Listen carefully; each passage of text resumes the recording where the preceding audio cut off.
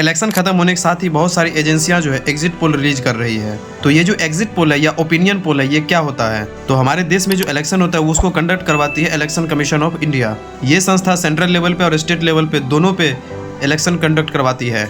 And election commission of India को power मिलता है कॉन्स्टिट्यूशन के आर्टिकल 324 से, जिसमें इलेक्शन कमीशन को ये रिस्पॉन्सिबिलिटी होती है कि जो भी इलेक्शन कंडक्ट करवाएगी वो स्वतंत्र और निष्पक्ष होनी चाहिए। और इसको पूरी छूट होती है कि इलेक्शन के दौरान अगर किसी भी तरह का कोई गतिविधि होता है तो उस पर ये कार्रवाई करे। तो अब हमारा सवाल है कि पोल्स क्या है?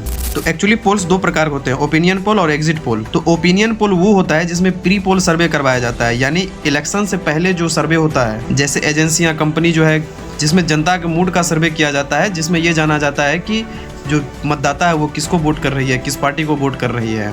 ये जनता का मूड चेक करती है कि मतदाता का जो वोटिंग इन्फ्लुएंस है किसके पार्टी की तरफ है, यानी पब्लिक किसको वोट करने वाली है। और उसके बाद ये सर्वे पब्लिश की जाती है। हालांकि ये ओपिनियन पोल एग्जिट पोल के मुकाबले थोड़े कम एक्यूरेट होते हैं और इसके कुछ रिस्ट्रिक्शंस है। जैसे ये अपने रिपोर्ट को इलेक्शन से 48 घंटे से पहले तक ये पब्लिश नहीं कर सकती है। इस पब्लिसिटी पे पूरी तरह बैन लगाया गया है। ये इसलिए किया जाता है ताकि जो वोटर है वो रिपोर्ट के according one sided winning percentage को देखकर उस पार्टी को वोट ना कर दे। इसलिए इस प्रक्रिया को बैन किया गया और इसको कहते हैं bandwagon effect. This is psychological effect. इसमें यह होता है कि मेजोरिटी जो काम कर रही होती है उसी के जैसे सभी लोग करने लगते हैं।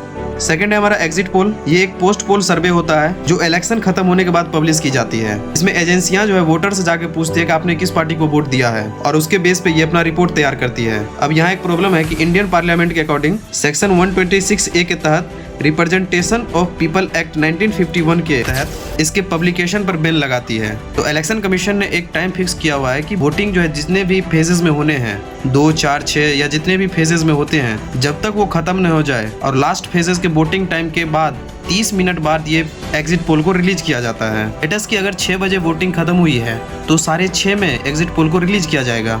एग्जिट पोल थोड़े एक्यूरेट होते हैं कंपेयर टू ओपिनियन पोल। तो अब सवाल है कि इसको बैन क्यों किया गया है?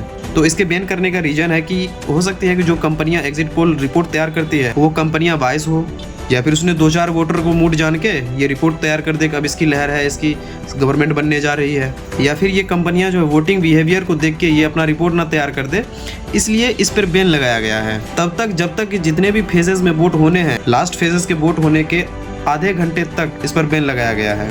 तो आई होप कि आप समझ गए होंगे कि एग्जिट पोल और ओपिनियन पोल क्या होता है। नेक्स्ट वीडियो के लिए फॉलो कर लेना। Thank you.